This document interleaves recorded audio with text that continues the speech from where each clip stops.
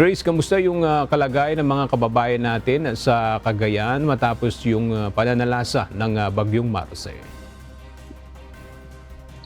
Yes, aga-agad namang nagsagawa ng clearing operation ang mga residente at otoridad sa mga pangunahing lansangan matapos bumuti ang lagay ng panahon. Ilang lugar naman sa probinsya ang nakaranas ng kawalan ng supply ng kuryente, subalit patuloy ngayon ang isinasagawang restoration activity ng mga kawani ng Cagayan Electric Cooperative at ng NGCP.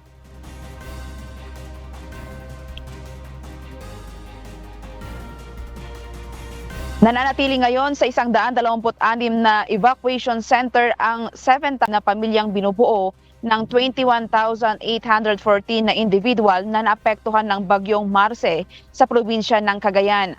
Batay sa ibinahaging datos ng Cagayan Provincial Disaster Risk Reduction and Management Council, ang nasabing bilang ay mula sa kabuuang 12,578 na pamilya na binubuo ng 33,185 na individual ang naapektuhan ng bagyo.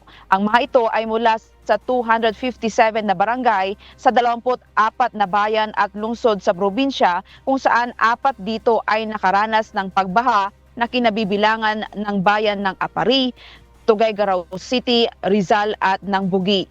Samantala, matinding pinsala naman ang iniwan ng Bagyong Marce sa bayan ng Apari, Cagayan. Sa barangay Punta sa nasabing bayan, makikitang inilipad nito ang ilang mga bahay at nasira maging ang mga bangka ng mga mangingisdang nakatira sa barangay. Inilipad din ng malakas na hangin at ulan na dala ng Bagyong Marce ang isang parte ng pasalubong center sa bayan ng Sanchez Mira. Sa bayan na ito, pangalawang naglandfall ang Bagyong Marce matapos natahakin ang bayan ng Santa Ana. Lubog naman sa baha sa Remebella Elementary School sa bayan ng Bugi, dala ng malakas na buhos ng ulan dahil sa Bagyong Marce.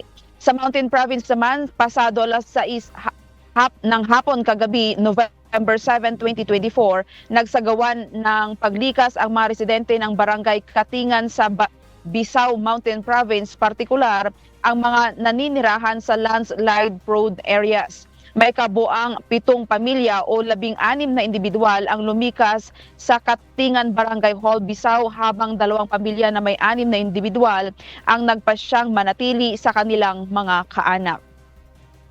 Aga sa ngayon naman ay naka-preposition pa rin na mga family food packs na nakastasyon sa munisipyo na handang ipamahagi kung kinakailangan. Dito naman sa Baguio City ay nakararanas pa rin tayo ng mga malakas na hangin, subalit wala ng mga ulan o may mga pabugso-bugso pa rin mga pag-ulan. Yan muna ang balita. Balik sa iyo, Aga. Maraming salamat, Grace Doctolero.